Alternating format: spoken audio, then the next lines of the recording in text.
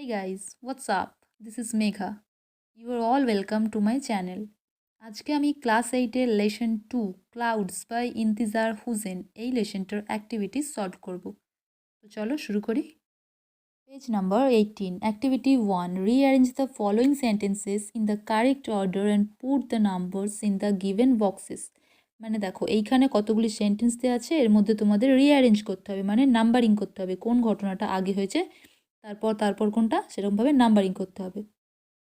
তো এখানে দেখো he wandered in search of the clouds, এটা হবে 1 নম্বর। আমি এখানে করেই দিয়েছি, তবু দেখো এটা হবে 1 নম্বর। 2 নম্বর হবে he reach the old mud hut, এটা হবে 2 নম্বর। 3 নম্বর হবে he turned on to the dark track, এটা 3 নম্বর।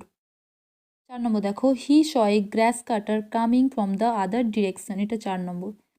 5 number he asked the grass cutter if he had noticed the clouds, এটা 5 নম্বর। আর 6 নম্বর দেখো the grass cutter was surprised, এটা 6 number. Activity 2 complete the following sentences with information from the text. Text থেকে এই সেন্টেন্সগুলো তোমাদের fill up করতে হবে। Okay, তো দেখো the grass cutter had a bundle of freshly cut grass on his head. বি he was disappointed to see that the grass cutter was still mystified. See it, the farmer could not understand the question about clouds. D, he was asking for the clouds like a man who has lost a child. Okay, complete. Next দেখো activity 3 answer the following question, নিচের প্রশ্নের উত্তর দাও। But no one could give him a satisfactory answer, কেউই তাকে সন্তুষ্টজনক উত্তর দিতে পারেনি। Why do you think no one could give him a satisfactory answer, কেন তাকে কেউ তার সন্তুষ্টজনক উত্তর দিতে পারেনি, তোমার কি মনে হয়? আনসারটা দেখো, because nobody from earth can see the clouds from close distance and could not tell where the clouds have gone, so he is not satisfied with the answers.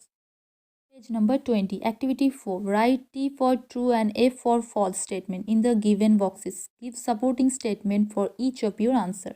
তো এখানে কতগুলি সেন্টেন্স দেওয়া আছে, এগুলোর মধ্যে যেটা ঠিক হবে, যেটা সত্যি হবে সেটা তার পাশে ট্রু, আর যেটা মিথ্যে হবে তার পাশে ফলস, আর তোমার সপক্ষে একটা করে স্টেটমেন্ট দিতে হবে।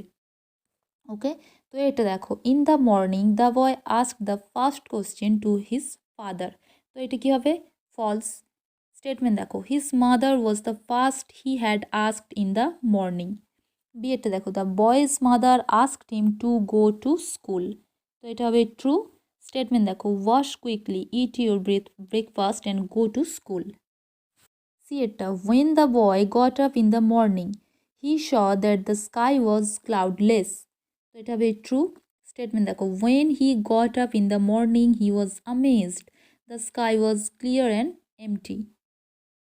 ডি এটা the boy was happy to think that he had fallen asleep, তো এটা ফলস হবে। স্টেটমেন্ট দেখো and it saddened him to think that he had fallen asleep. Activity 5 answer the following questions.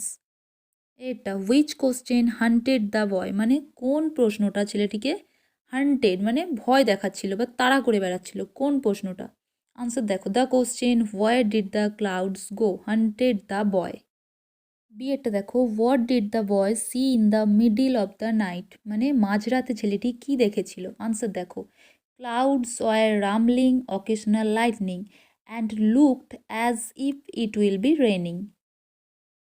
C একটা how did he feel as he walked between the fields, মানে মাঠের মধ্যে হাঁটতে হাঁটতে তার কি মনে হচ্ছিল?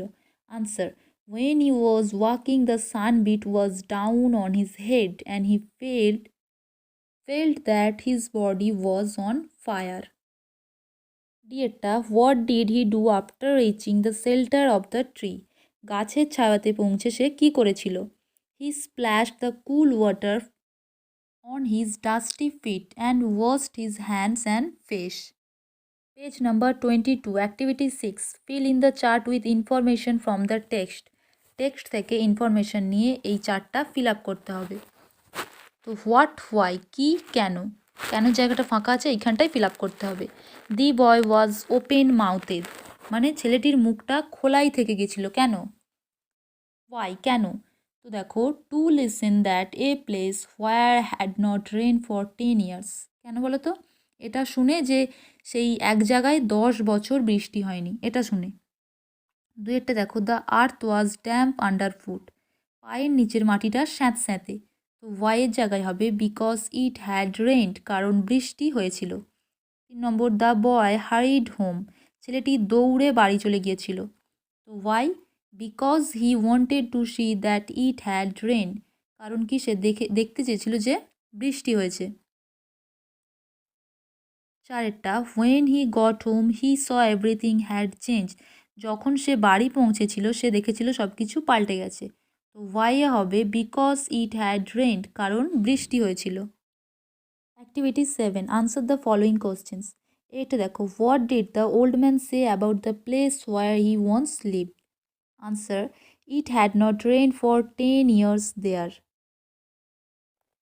B etta, how did the boy feel as he reached the mud hut?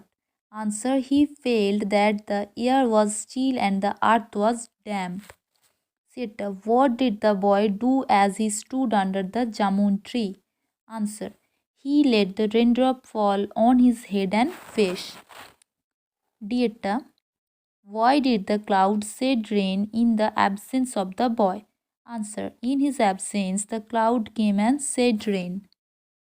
Next দেখো, page number 23, activity 8A, underline the verbs that denotes action which will be in progress at a time in the future, মানে ভবিষ্যৎকালে কোনো কাজ বোঝাচ্ছে সেই ভার্বের তলায় বা সেই টেন্সের তলায় দাগ দিতে বলেছে।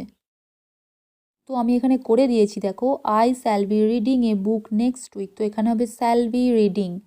You will be going to school tomorrow, তো এখানে হবে will be going. 3 they will be visiting our house next month, তো এখানে হবে will be visiting. Activity 8B, underline the verbs that denotes action that will be completed in the future, মানে ভবিষ্যৎকালে সম্পন্ন হবে এরকম ভার্বের তলায় দাগ দাও। তো এটাও করে দিয়েছি, দেখো, I shall have written the story by then, তো এখানে হবে শ্যাল হ্যাভ রিটেন। দুইটা, he will have left before you go to see the doctor, তো এখানে হবে will have left. Number 3, you shall have gone to the fair, তো এখানে হবে shall have gone. Activity 8C, read the following sentences, identify the future continuous tense and future perfect tense and fill in the table given below.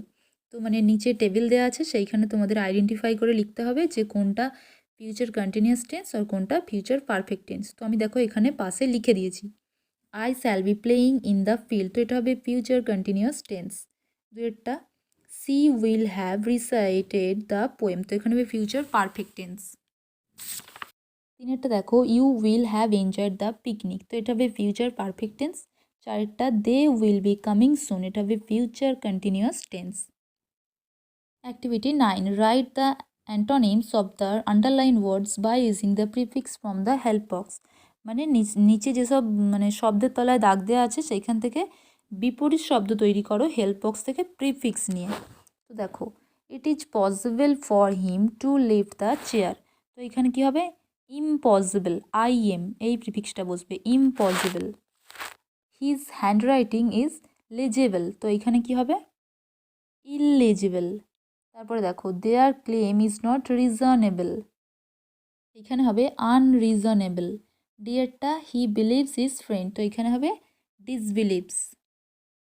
Activity 10A দেখো, write a story in about 80 words using the following hints, নিচের সূত্রগুলি ব্যবহার করে 80টি শব্দের মধ্যে একটি গল্প লেখো।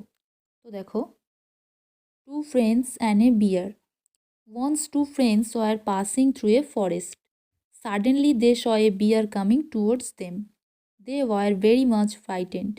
One friend climbed up a tree, but the other friend did not know how to climb up a tree. He was helpless. Then he laid down on the earth. The bear came to the man, but as the man stopped his breathing, the bear thought him a dead man. As bear does not touch deads, the bear went away. Moral দেখো, a friend in need is a friend indeed. তো তোমরা জানিও তোমাদের আনসারগুলো কেমন লাগলো, আর যদি ভালো লাগে একটা লাইক করে দিও আর তোমাদের ফ্রেন্ডসের সাথে শেয়ার করে দিও। আর হ্যাঁ, চ্যানেলে নতুন হয়ে থাকলে প্লিজ সাবস্ক্রাইব করে দিও। Thank you.